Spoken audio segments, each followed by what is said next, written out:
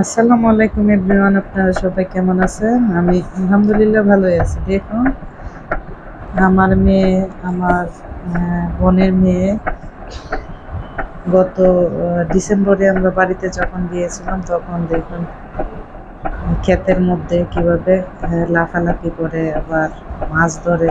আর সবাই দেখতে থাকুন, আমি পাশেই থাকুন। এত সুন্দর, তখন ধান কাটার পরে এত সুন্দর লাগে এই জিনিসগুলা, খুবই ভালো লাগে দেখতে। এর মধ্যে আমাদের একটা পুকুর এসেছে, ওই পুকুরের মধ্যে মাছ ধরবে সবাই। আমার ছেলে খুব খুশি হয়, আমার মেয়ে খুব খুশি। সকালবেলা একেবারে মনে হয় ওই 7-8টা বাজে এরকম আর কি।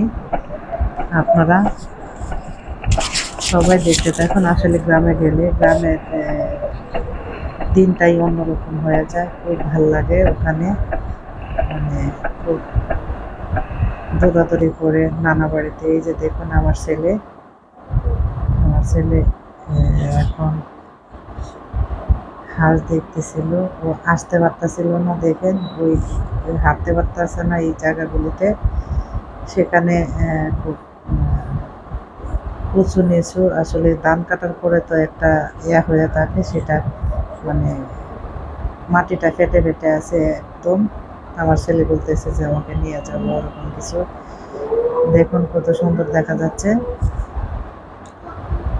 দৃশ্যগুলো দেখলে খুবই ভালো লাগে, খুবই আনন্দদায়ক। আর যারা গ্রামে যান তারা জানেন কেমন ভালো লাগে, খুবই ভালো লাগে। আসলে গ্রাম আমার অনেক পছন্দ, আমার বাচ্চাদেরও পছন্দ। ওখানে যাওয়ার জন্য পাগল হয়ে থাকে আমার ছেলে। দেখুন আমার ছেলে ওই দিক দিয়ে হেঁটে হেঁটে আসতেছে। একটু পরে আপনারা দেখতে পারবেন যে আমার ছেলে মেয়ে কি করে। ওই যে ওখানে রাজা হাঁসগুলো কত বড় বড়।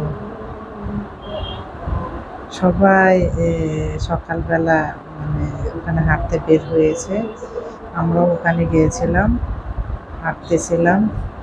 আর আমার ছেলেমেয়েরা সবাই উপভোগ করতেছে, আমার বোনের মেয়েটাও উপভোগ করতেছে, খুবই ভালো লাগতেছে। ওখানে দৌড়াদৌড়ি করতেছে অনেক।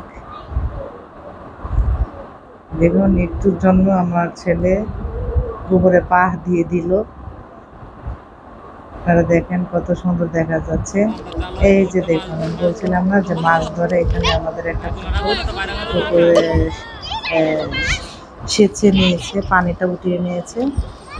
আর আমার মেয়ে, দেখি মাছগুলা কি আমার বোনের মেয়েটা দেখুন মাছ, ছোট ছোট মাছ। ছোট ছোট মাছ।